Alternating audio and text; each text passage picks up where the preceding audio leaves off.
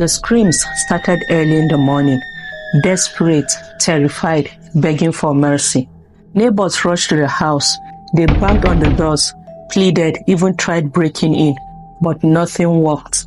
The doors were locked and the person inside had no intention of stopping whatever he was doing. By the time they got in, it was too late. That's exactly what happened in Oron local government area of Akwa Ibom State on the morning of March 10th, 2025. A man locked himself inside his house with his wife and did the unthinkable. He butchered her, and when people tried to stop him, he ignored them. He made sure she didn't survive. And here's the shocking part. This wasn't just some random anyhow man. He was a pastor. How did we get here? What made a man who preached about love and forgiveness take a machete and end his wife's life? What pushed him to commit such a brutal act? And most importantly, could this have been prevented? Let's talk about it. Her name was Victoria Okoh. She was 38 years old, a hardworking woman and the proprietress of Basin Comprehensive Primary and Secondary School. A woman who had built a life for herself, worked hard and was respected in her community. She had so much still to live for.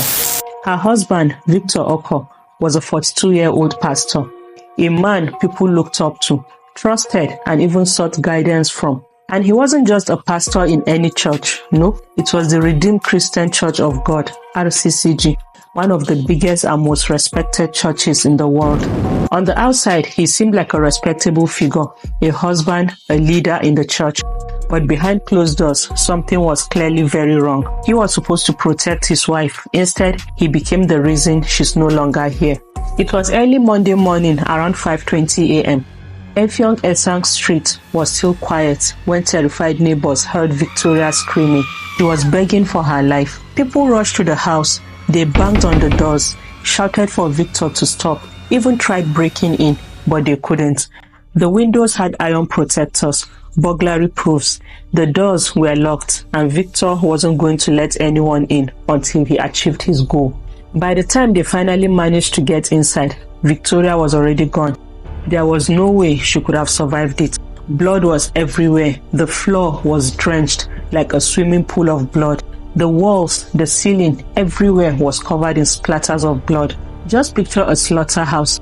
That's how bad the scene was. And in one corner, a mutilated finger was lying around, a chilling sign of how desperately she must have fought for her life. This was clearly not just an attack.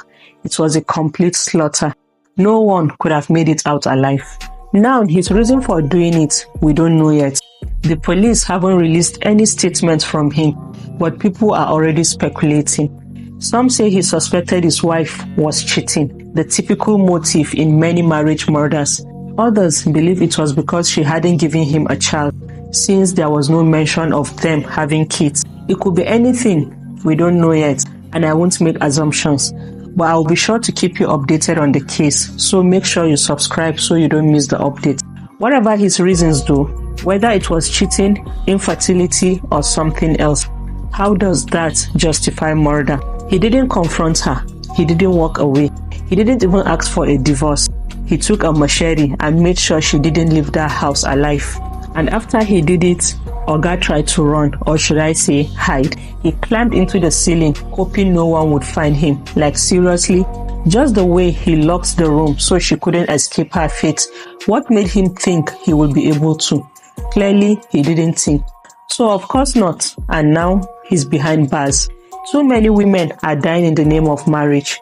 I'm starting to notice a pattern on this channel. More and more cases of spouses killing each other. You can check out my playlist, Till Death Did Them Part. These cases are becoming too common. It's heartbreaking.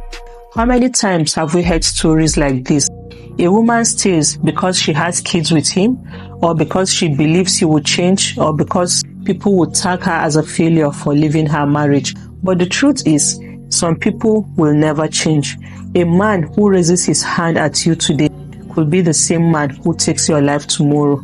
So if you are watching this and you are in a marriage that feels like a prison, please leave while you still can. Don't wait until it's too late.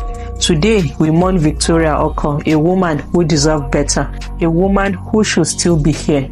And to every woman and even man watching this, I pray we never end up with people who will become the end of us. Let's talk in the comments. Why do you think people stay in dangerous and toxic relationships? And what do you think should be done to stop tragedies like this? My take? Just walk away. Shikena, tell me yours. May Victoria Okoh rest in absolute peace. Please share this video. You never know whose life you might be saving. Someone out there is going through the same thing right now.